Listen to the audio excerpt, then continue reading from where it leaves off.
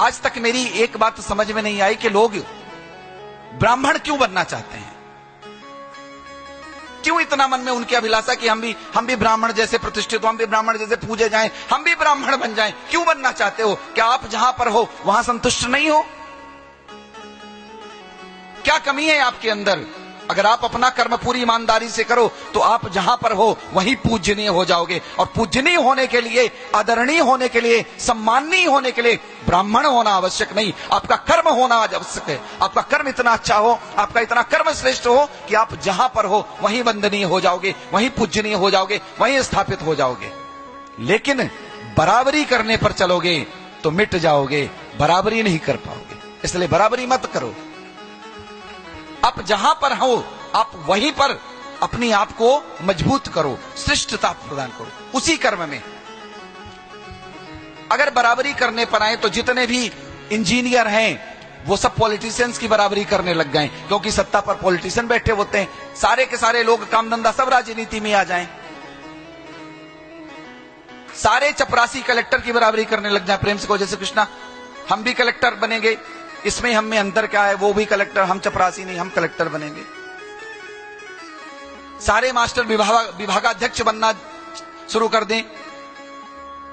जो बेसिक शिक्षा अधिकारी होते हैं कहते हैं हम भी यही बनेंगे। ना महाराज, आप अपनी योग्यता सिद्ध करो, आप अपनी प्रामाणिकता सिद्ध करो। बाकी कहने से कभी कुछ ना आज तक हुआ है ना होगा। प्रेम से कहिए जय श्री कृष्णा।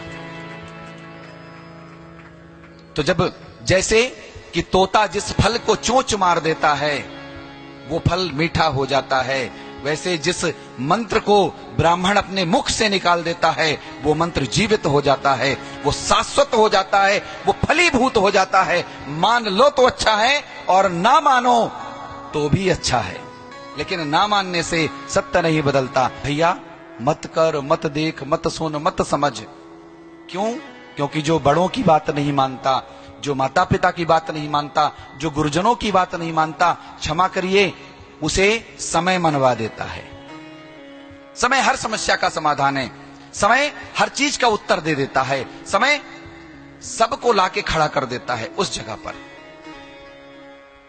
इसलिए बराबरी बिल्कुल भी नहीं। और आप पुलिस वाले सिपाहियों की बराबरी अर्थात फौज की बराबरी करने लग जाएं और फौज वाले सीआरपीएफ की बराबरी करने लग जाएं, बीएसएफ वाले, तो क्या होगा? देश की व्यवस्था न चरमरा जाएगी। इसलिए जो जहां पर है अपनी व्यवस्था में, हां अगर आप ज्ञान प्राप्त करना चाहते हैं आप खूब ज्ञान प्राप्त कर लीजिए। ज्ञानी होना सबके अधिकार क्षेत्र में है। ज्ञानी कोई भी हो सकता है, विद्वान कोई भी हो सकता है, पंडित अर्थात पांडित्य, ज्ञानी जिसको पंडित माने ज्ञानी होता है, विद्वान वो कोई भी हो सकता है। लेकिन यह उचित नहीं कि आप अकारण अनायास ब्राह्मणों की निंदा करो, ब्राह्मणों को गाली दो, उन्हें उपेक्षित करो। क्यों? क्योंकि अंत समय जब सब कुछ नष्ट होता है, जब दुनिया छोड़ देती है, उस समय गौ और ब्राह्मण ही साथ निभाते हैं। प्रेम से कहिए जय श्री कृष्ण। जब आपका अन्न कोई ग्रहण करने के लिए तैयार नहीं होता, आपके घर में कोई मर जाता है, उस समय ब्राह्मण ही आपके यहां भोज स्वीकार करके और आपके अन्न को पुनः पवित्र करता है। और ऐसे पुण्यात्मा ब्राह्मण के लिए अगर आपके मन में कुटिल भाव है, ईश्वर भी क्षमा नहीं करेगा।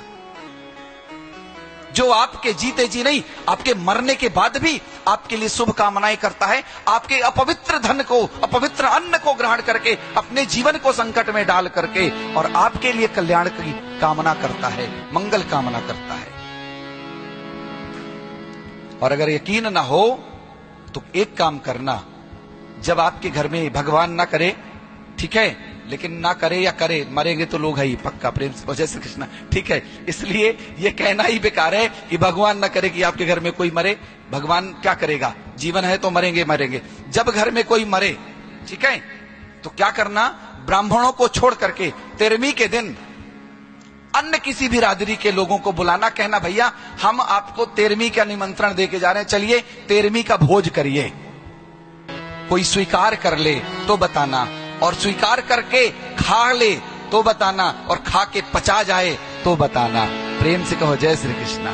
पहली बात तो स्वीकार नहीं करेगा, और स्वीकार करके अगर आके खा गया तो जीते जी मर जाएगा। पचाने की क्षमता, भस्म करने की क्षमता सिर्फ अग्नि में होती है, बाकी और संसार में कोई ऐसी वस्तु नहीं, कोई ऐसा पदार्थ नहीं, कोई ऐसी चीज नहीं जो जला सके, जो भस्म कर सके। अगर भस्म करना है, राख बनाना है, तो अग्नि ही जरूरी है, आग ही ऐसा कर सकती है। ऐसे ब्राह्मण की जठराग्नि, ब्राह्मण का तेज, ब्राह्मण का तप, चाहे वो जैसा ही क्यों ना हो, लेकिन उस ब्रह्म कुल का बालक ही आपके पाप कर्मों को खा करके पचा लेने की क्षमता रखता है। अन्यथा इस पूरे भूधर में, पूरी वसुंधरा में, पूरी धरती में ऐसा कोई नहीं है जो आपके पाप कर्मों को भी खा करके उन्हें भस्म कर दे, उन्हें पचा डाले। इसलिए निवेदन है बिल्कुल